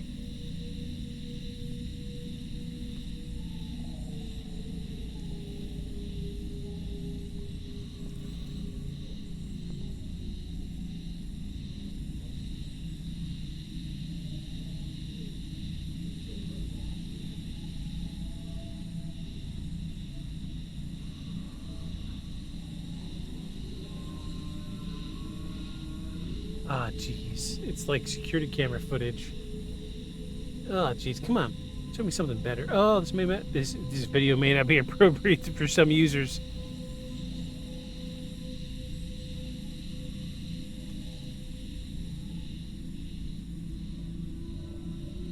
Hold on. I'm scanning. It's a 23-minute long video. Oh my gosh.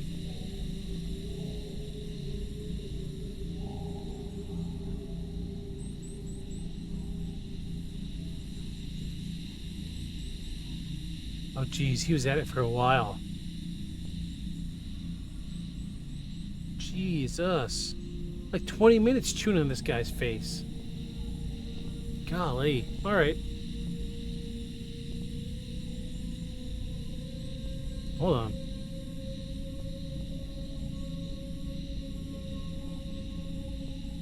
No, this is fake. Okay.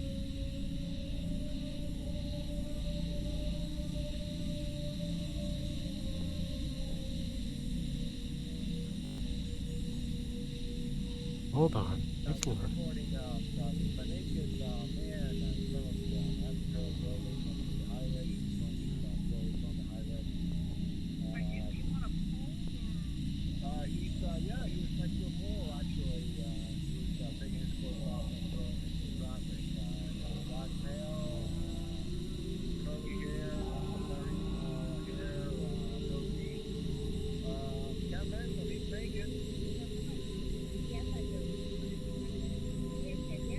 Okay, I'm going to show you. Please don't report me, everybody. I'm going to show you this video. This is courtesy of CNN US. Jesus, please don't report me. I just want to show you this guy. There's not much to see here. Let me make sure this volume up is up. But yeah, here we go.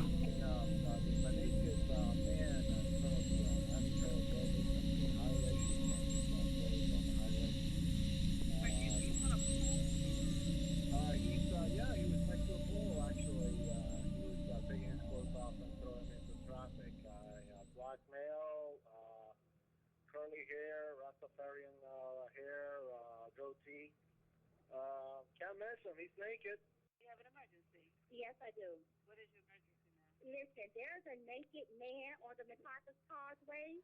At the end of the causeway coming towards Biscayne Boulevard, he is beating another man to a pulp. Like on top of the man, beating him. The man is bleeding.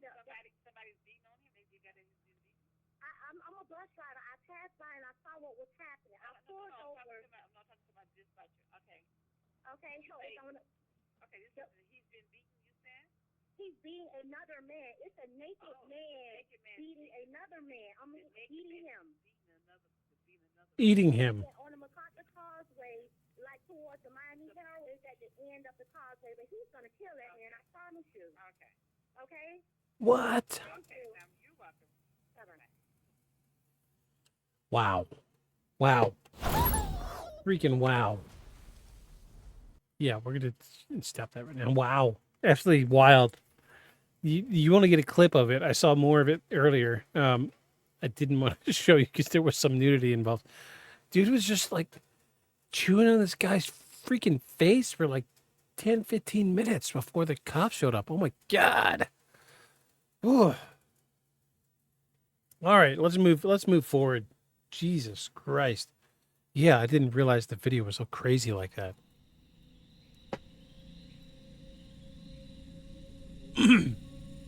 All right, so the next one is Haiti still gives us the occasional whisper, the classic kind. 2019, a death certificate issued for Les Cayes for a man named... excuse me, let me start up. 2019, a death certificate issued in Les Cayes for a man named Wilfred Dorville. 3 days later, he appeared at his niece's wedding, dazed but breathing. He claimed he had, quote, walked out of the darkness. And doctors blamed paperwork, but villagers blamed sorcery, and neither could explain the matching scar across his chest from the autopsy incision. Africa has its own accounts. In 2014, where in South Africa, a morgue attendant heard pounding from a cold storage drawer. He opened it to find the, quote, deceased sitting upright, gasping. Later, hospital staff admitted that monitoring equipment sometimes fails during rolling blackouts. But once a story like that reaches the public, the explanation arrives too late. So 3, we got false deaths and near deaths. Medicine has a phrase for the almost dead who come back, Lazarus syndrome. After CPR fails and the body is declared, residual oxygen or delayed drug metabolism restarts the heart minutes later. 30 documented cases since 1982. Each one feels biblical, even though the mechanism is dull chemistry. There's also catalepsy, where muscles lock, breathing slows, and pupils glaze, especially under neurological disorders or certain toxins. In the 19th century, premature burial wasn't urban legend, it was epidemiology. Coffins came with bells or breathing tubes for a reason. This brings about, like we talked about last week, the figure of speech Saved by the Bell. Well, your coffin was rigged with a bell, and if you woke up in your coffin and you were still alive, you could ring a bell, and the cemetery, the guy watching the cemetery would come and dig you up. Hence, Saved by the Bell. Modern medicine has largely closed that loophole, but morgues still get the occasional breath where there shouldn't be one. Every nurse who's worked the night shift has a story that starts with, "I swear his eyes move." So then we deal with urban plagues. In China 2010, factory chemical spill, reports of workers convulsing and attacking rescuers. In Brazil in 2013, a homeless man pulled from a flood later, quote, rose in the triage tent after collapsing again. In Russia, in 2018, a lab fire in a viral research facility, hazmat workers filmed stumbling out, disoriented and dripping with blood. Most turned out to be a panic chained to video compression and rumor, but they reveal a pattern. Every culture translates chaos into a zombie frame. The symbol travels faster than the facts, and Scientologists calls it... Scientologists? Yeah. Oh, sociologists call it contagious contagion, where fear becomes mimetic infection. Once one convincing image, one misread clip, and suddenly reality rewrites itself. Forensic pathologists would tell you every resurrection ends with a simple line: time of death misrecorded. No pulse here, no sound there. A minute's difference. The paperwork becomes the monster. But beneath the paperwork hides the thing that we can't bury. The hope that death might not be final. Every zombie sighting is a perverse form of faith. It says we don't believe in forever. And that's why the myth won't die. It promises that even the end can't be negotiated. In 2015, New Orleans, a gas station camera caught a figure walking naked along the median at 3 a.m. A man's gait was slow, mechanical, head tilted, arms rigid. And when police arrived, he didn't respond to flashlights or commands. Toxicology later showed a mix of PCP and synthetic opioids, but locals still tell it like this: a zombie crossed the line at I-10 that night, and nobody stopped him because deep down, we knew we wouldn't want to. The footage, grainy, overcompressed, lives online. Every few months it resurfaces, captioned, "Real zombie caught on camera." Each repost another heartbeat on myth. I'm gonna see. Let's see if we can find it. I want to see it.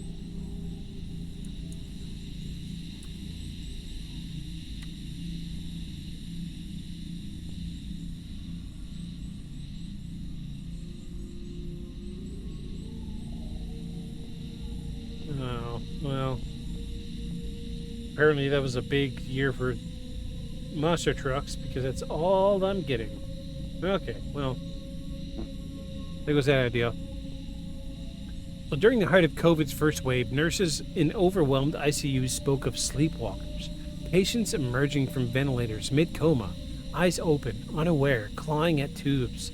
Sedation shortages, delirium, hypoxia made their brains short-circuit between dreaming and waking. One nurse said, and I quote, "They looked alive, but nobody was home." Another whispered, "It looked like they were trying to remember being a human." Even in pandemic measured by science, the language kept reverting to folklore, because when the body moves and the mind doesn't, the only vocabulary we have left is zombie.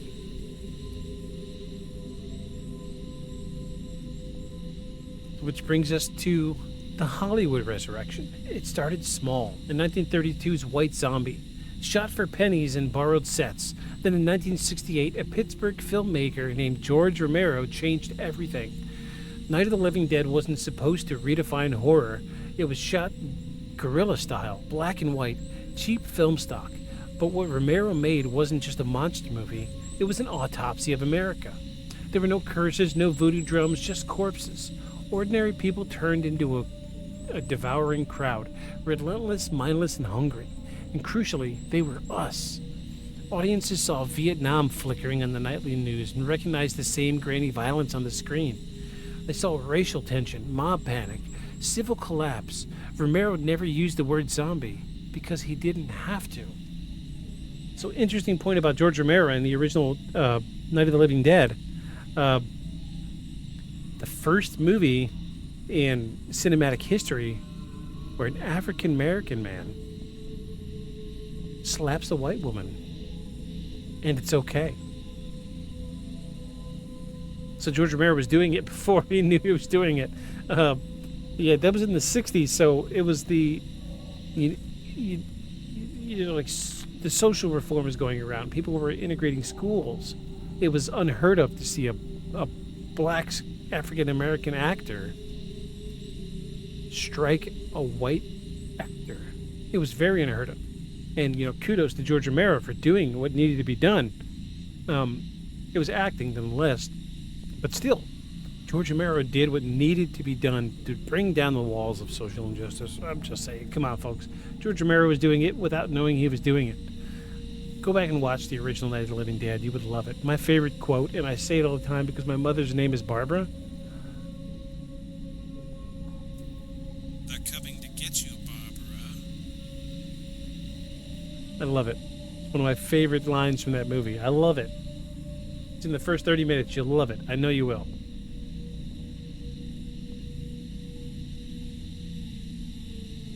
So by the early 2000s, the metaphor mutated again. Films like 28 Days Later and Resident Evil swapped mysticism for microbiology. Now the undead were victims of infection, not sorcery. Speed and rage replacing rot and ritual. The zombie apocalypse was no longer supernatural. On streaming.com. Remove the space at BGM's. Really? You're gonna spam my channel.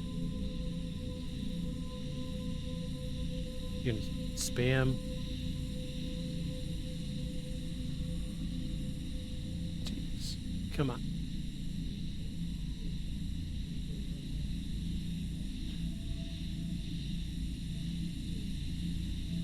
Let's go and report this guy. Report him. Spam. Spam.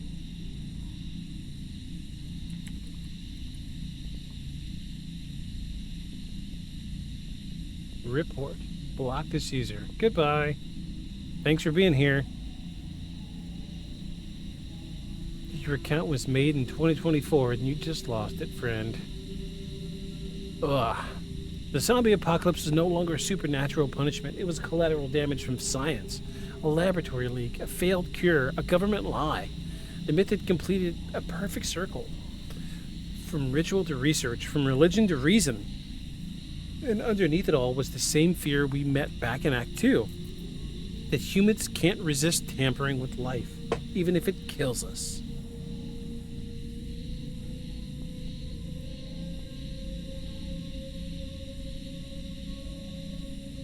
So we've run in, we're in Act 5, everybody. I'm scrolling ahead now because we've hit our 2-hour mark, and then nobody watches past 2 hours, so we're just going to wrap it up.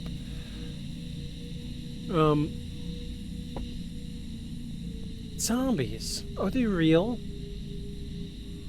Are they not? So,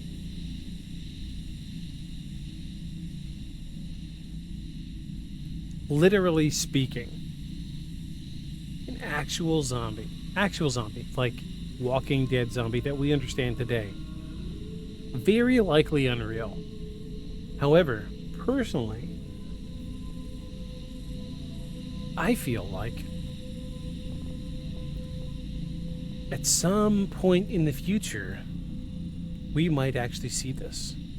Because it always starts out with the mutation of a virus. Usually there's rabies virus, or the fungus that makes people into crazies, right? Or it's some type of government experiment. I just finished reading a series of books that dealt with a vampire apocalypse. And it was believable. You know, but there was one person that got infected in the jungle, comes back, he's patient zero. Patient zero comes back and he infects 12 more people, and those 12 people are vampires. This is the same thing we're dealing with when it comes to zombies, right? So the idea of a zombie is not so far-fetched. 50 years ago, you would say, oh yeah, a zombie would never be able to... It would never be real, right? There's nothing that could say a zombie could be real 50 years ago. However, today, dealing with what we deal with when it comes to... What we deal with pertaining to, let's say, bath salts, makes people crazy. Do you remember the pandemic? I say pandemic, not quite as literal as COVID, but there was the more of an epidemic of bath salts being used, and people were crazy. They were attacking officers. They were attacking people, eating them. Broad daylight. They were crazy. We saw security camera footage tonight of somebody eating another person's face, and he didn't have bath salts in his systems. So the idea of what we think a zombie isn't necessarily constrained to the concept of what we understand in Hollywood today, right? I'm going to say today, only because I live in this world, October 5th of 2025, there's no real recorded instances of a zombie horde. But I'm going to also say this is one of the few things in folklore that I cannot say unequivocally will never happen. Right? And it's not so far-fetched when you think about it. Right? So it could happen. Anything could happen. It could be a mutation spurred from radiation. It could be a mutation spurred from something that falls from space. It could be something that comes from the government. It could be something that comes from science accidentally. You never know. Ice caps are melting at an exponential rate. We don't know what's inside those ice caps. We have seen recently, within the last 2 weeks, of reanimated bacteria and viruses that were in the polar ice caps that are free now because the ice caps are melting. Who's to say there's not a virus? And this is a common thread in horror movies. Who's to say there's not a virus in the ice caps that's not going to bring about the zombie apocalypse in the next 5-10 years? We don't know. Personally, I think it's going to happen. Personally, I think it's real. We have foundations in human existence, and, we can trace this back. The idea that humans bring up folklore as a fact of protection, we talked about it last week. Think about like the Anunnaki. They talk about it today through a lens of folklore. But looking back on it realistically, it was very likely extraterrestrials that came down and gave knowledge to basic humans. It's not so crazy. It's not. Through the lens of a primitive individual, an extraterrestrial coming down would look like a god.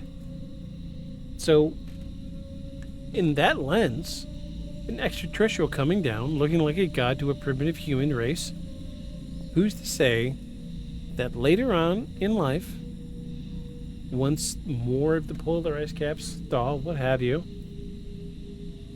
we won't see another virus that gets re-released, because that's part of the polar ice caps melting is CO2 release.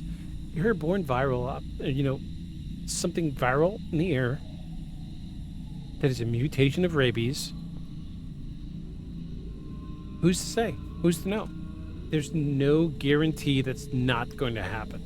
We literally have a government contingency plan. Sure, it was a training exercise, but wasn't also the prevention of nuclear fallout just a contingency plan? But people in the 40s and 50s still built bomb shelters.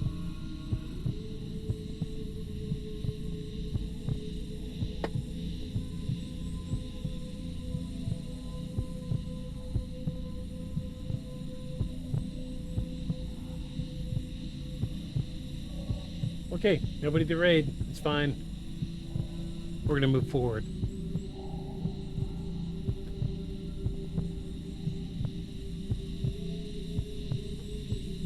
From the cane fields of Haiti to the circuits of Silicon Valley, the zombie has been chasing one question. What happens when the body keeps going but the spirit doesn't? Maybe it's not just about the dead walking. Maybe it's about the living forgetting to. We've learned about how to preserve life, but not how to live it. We've learned how to wake the body but not the soul, and we've been careful not to. We'll spend the rest of our days moving, eating, scrolling, fighting, and never truly feeling. But here's the hope hiding inside the horror. The undead can't be cured, but the unaware can be awakened. As long as someone out there still asks the questions, still feels the chill deep down their spine when the truth hides in the dark, the world isn't gone yet, it's just sleeping. And that's where we'll leave it for tonight, because some stories don't end. They just wait, quiet, until we dig them up again. And no matter what you do, if you find yourself in a secluded alleyway in Haiti, being followed by a stiff-armed, shuffling man,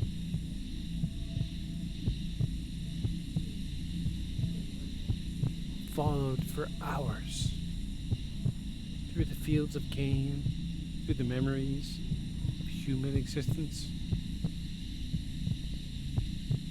Run. Don't walk. Don't look behind you. But whatever you do, make sure you follow me.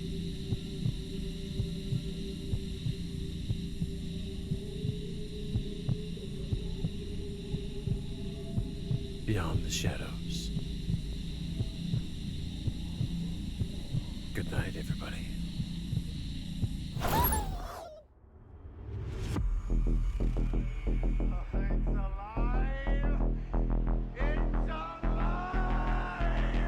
A creature like that, how would it ever die? And this monster starts running right at me. Annihilated by nuclear bombs. Beast is not dead. I put 4 bullets into him. Oh, you're crazy. But I saw that monster too. All I want is for someone to believe me. Contaminated. Face. Horrible. Look like it would scare you to death. All right, let's get to work.